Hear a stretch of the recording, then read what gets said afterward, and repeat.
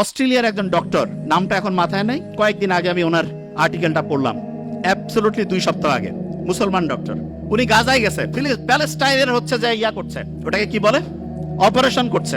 তা ইসরায়েল যে ভয়ঙ্কর ধ্বংসলীলা চালাইছে, অজ্ঞান করার যে জিনিসপত্র সেটাও নাই, অজ্ঞান করার জিনিসপত্র নাই।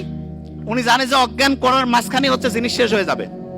অপারেশনের মাঝখানে ঘুম থেকে উঠছে, উঠে কোরআন তেলাওয়াত শুরু করছে। তারপরে অপারেশন উনি বন্ধ রাখছে। তা যিনি রুগী বলতেছেন আপনি অপারেশন করেন, বলছে ইশারা করছে, কোরআন তেলাওয়াত করছে, ইশারা করছে, বলছে তুমি কষ্ট পাচ্ছ না? উনি কোরআন তেলাওয়াত করছেন। তখন ওই অপারেশনের পাশে যে আরেকজন আছে বলছে না, উনি কষ্ট পাচ্ছেন না। তা এই ঘটনাটা যখন শুনলাম তখন মনে হলো আল্লাহ যে বলছে যে কোরআন হচ্ছে শেফা, আমরা তো বিশ্বাস করি সত্যি টঙ্গর মগর বিশ্বাস, খোসর মজর, ওইরকম বিশ্বাস নাই হবে হবে কিনা। এবং সত্যিকার অর্থে অ্যানেস্থেটিক মানে অজ্ঞান করার যে জিনিসপত্র একটা নাই, কিন্তু আল্লাহর রহমতে সে কোরআন তেলাওয়াত করছে, কষ্ট পাচ্ছে না। ওই ঘটনাটা জানি তো, আলী রাদিয়াল্লাহু তাআলা আনহুর যে পায়ের মধ্যে তিল লাগছিল, নামাজের সময় বের করতে বলছে। আল্লাহ দেখাই দিচ্ছে। এখন কেউ যদি প্যালেস্টাইনের ঘটনাগুলো একটু অ্যানালাইসিস করে দেখবে আল্লাহ যে আছে, এবং কেউ যদি আল্লাহকে ওইভাবে মন থেকে চায় অবশ্যই অবশ্যই পাবে। আচ্ছা, যে জায়গায় আমি শেষ করবো এখন, ইটালির একটা বিখ্যাত মানুষ আছে যার নাম বুসকালিয়া। উনি যেখানে যাইতো ওনার কথা শোনার জন্য হাজার হাজার মানুষ এসে উপস্থিত হইতো। তোর আগে একদিন জিজ্ঞেস করছে যে আপনি এত কিছু জানেন কি করে? উনি বলতেছে যে আমাদের ফ্যামিলিতে আব্বার একটা অদ্ভুত নিয়ম ছিল। সেই নিয়মটা হচ্ছে এরকম, প্রত্যেক দিন রাতের খাবারটা আমার বাবা আমাদের সব ভাই বোনকে একসাথে নিয়ে খাইতো, এবং প্রত্যেক সন্তানকে তিনি আলাদা করে জিজ্ঞেস করতেন what did you learn for the day, আজকের জন্য তুমি কি শিখছো? প্রত্যেককে বলতে হইতো। একজন যদি ঠিকভাবে বলতে না পারে যে আমি আজকে কিছু শিখি নাই, খাবার টেবিলে খাবার রেডি, এক এক করে সবাই উত্তর দিচ্ছে, একজন বলছে আমি ঠিক আজকে কি যে শিখছি বুঝতেছি না, বাবা বলতো খাবার একটু দেরি হবে, বই নিয়ে আসো, পড়ো, সবাই মিলে শিখি, তারপরে খাবো।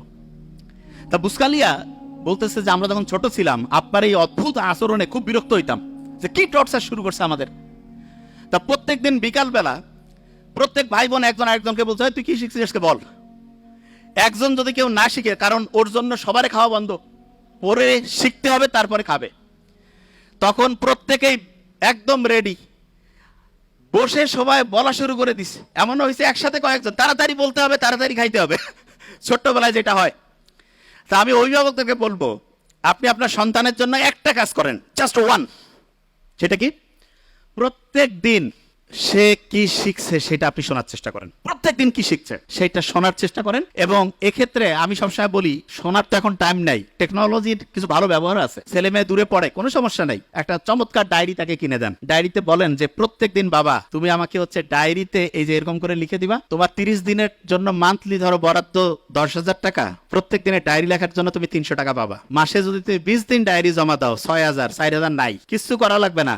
ছোট্ট মানুষ তো, সে চিন্তা করবে আমার এই টাকাটার দরকার আছে, ঠিক না? তুমি ডায়েরি লিখে দিবা না, তোমার কিছু করতে হবে না, ওকে ফাইন, দেখা যাবে তুমি 4,000 টাকা কম পেয়ে কিভাবে চলো। এবং এটা রেগুলার করতে হবে। আমার ছোট ভাই ওইখানে আছে ডক্টর নোবেল, তারা যখন কলেজে পড়তো আমি ওদেরকে রসুন আর গরুর মাংসে ঝোল দিতাম, আমি মেডিকেলে পড়তাম। তা আমার বন্ধু, আমার রুমমেট যারা বলতো দোস্ত তুই এরকম কেন রে, একটু গোস্ত দিবি। আমি বলছি না, এখন গোস্ত খাইলে ভবিষ্যতে গোস্তের কি আকর্ষণ সেটা থাকবে না। এই জন্য অনেকে আছে না সন্তানকে সবকিছু দিয়ে দেয়, মোটেই না।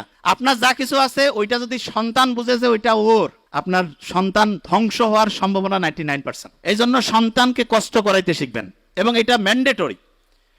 এবং তাকে বুঝাতে হবে যে বাবা তুমি যেই ফ্যাসিলিটি পাচ্ছ এটা হচ্ছে এক্সট্রা, তোমাকে নিজে সবকিছু করে সামনে তোমার হিসাব, তোমার আমল তোমার হবে। আমার এখানে যেটা আছে এটা যে তুমি পাচ্ছ এটা তোমার এক্সট্রা দিচ্ছি তোমাকে। এবং সত্যিকার অর্থে সন্তানকে আমরা যেভাবে মানুষ করব সেরকম হবে, তা আশা করছি। প্রথম আরেকবার ধরে ফেলি, সবচেয়ে ব্রেইনের জন্য ভালো ওয়েব কোনটা? আলফা। আর্লি মর্নিং কোন ওয়েব তৈরি হয়? নামাজের পরে, কোরআন তেলাওয়াতের পরে।